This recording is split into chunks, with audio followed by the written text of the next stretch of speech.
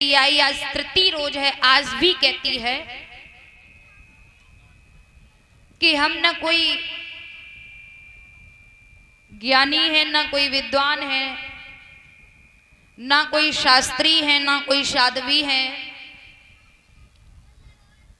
कुछ नहीं हूं, सिर्फ कन्हैया की कृपा से, गुरुदेव भगवान माता पिता के आशीर्वाद से सिर्फ ये बेटी आप सभी की सेवक है। क्योंकि महाराज मेरे कन्हैया ने मेरे ऊपर बहुत बड़ा उपकार किया है, जो आप सभी लोगों की सेवा करने का मुझे ये अवसर दिया है। इसके लिए बेटी तहे दिल से कान्हा जी को भी धन्यवाद देती है।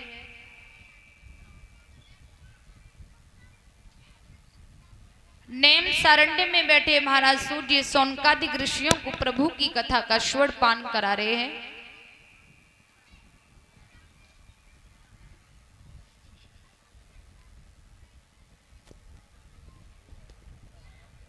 अभी अभी आप सभी लोग श्री हरि कथा का श्रवण पान कर रहे थे। कल कथा को आपने सुना, किस तरह से महाराज अभिमन्यु के पुत्र परीक्षित का जन्म हुआ।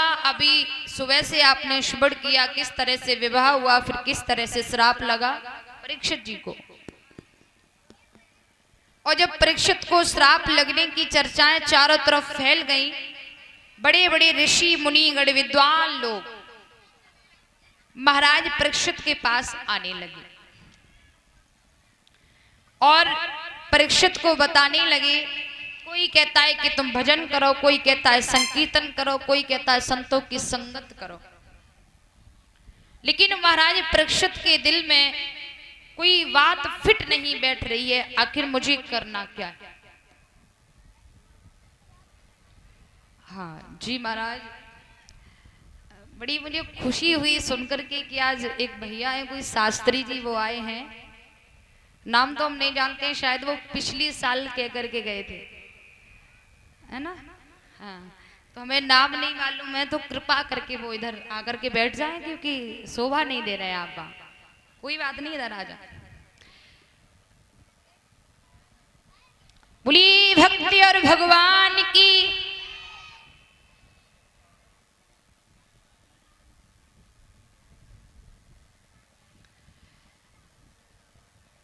तो कुछ ऋषियों को ये मालूम पड़ा, जिस समय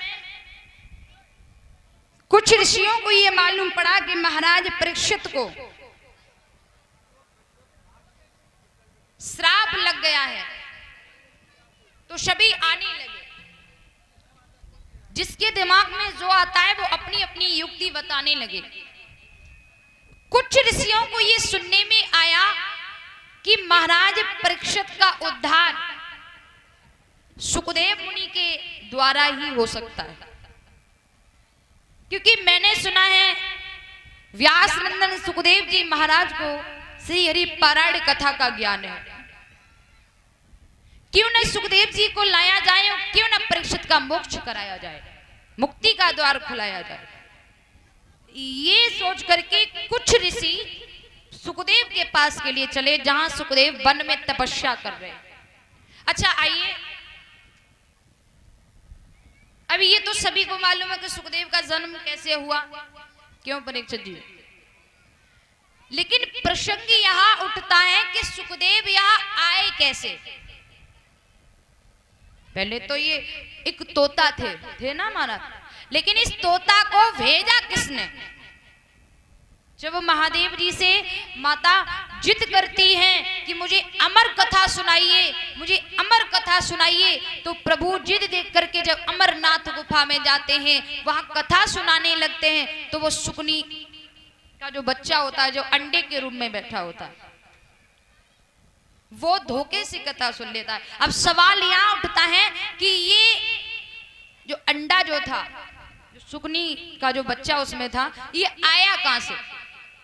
ये कोई साधारण नहीं था, ये साक्षात कृष्ण और राधा का भेजा हुआ था महाराज। वो कैसे।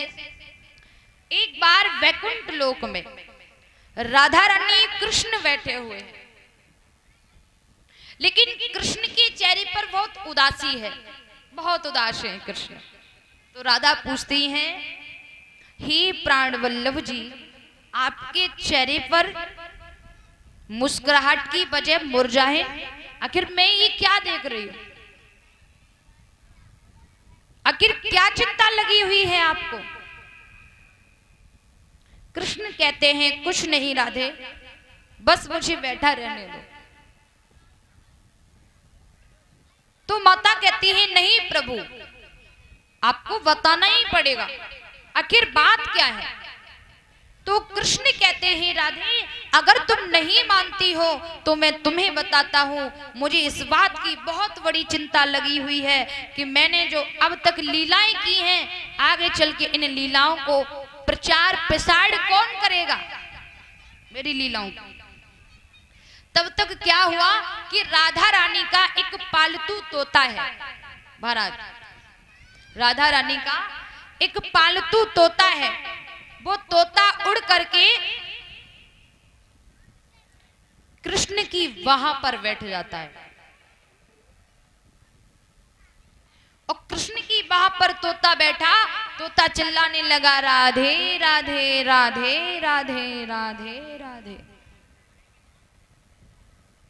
जब ये शब्द सुना तो कृष्ण बड़े खुश हुए। तब तक राधा ने इशारा दे दिया, इधर आ जा।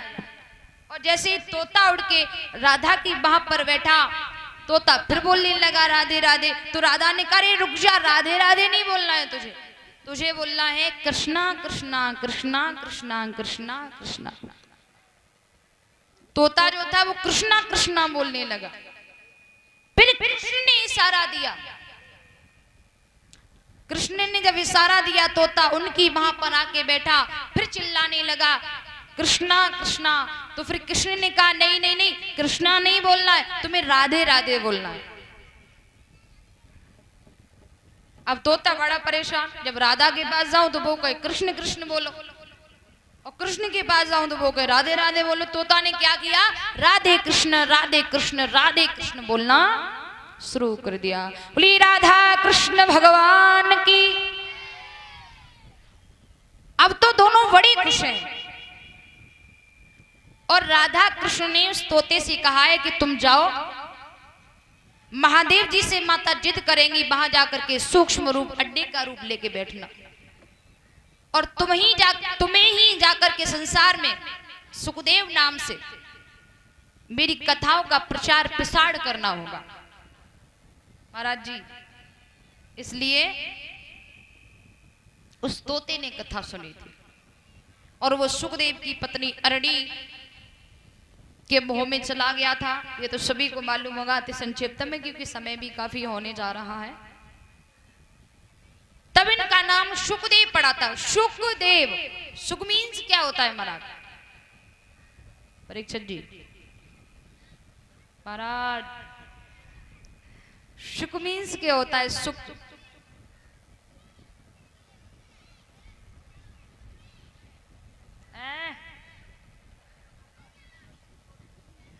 नहीं नहीं, वो आप बता रहे हैं वो है सुख, हम बोल रहे हैं सुख। सुख मीन्स होता है तोता, समझे? सुखदेव तोता के रूप में ही, सुन रहे हैं आप मेरी बात? तोता के रूप में ही उस सुखदेव ने तोता के रूप में ही प्रभु की कथा सुन करके, देव मीन्स देवता, अपने शरीर को देवता के समान बना लिया, वो है सुखदेव।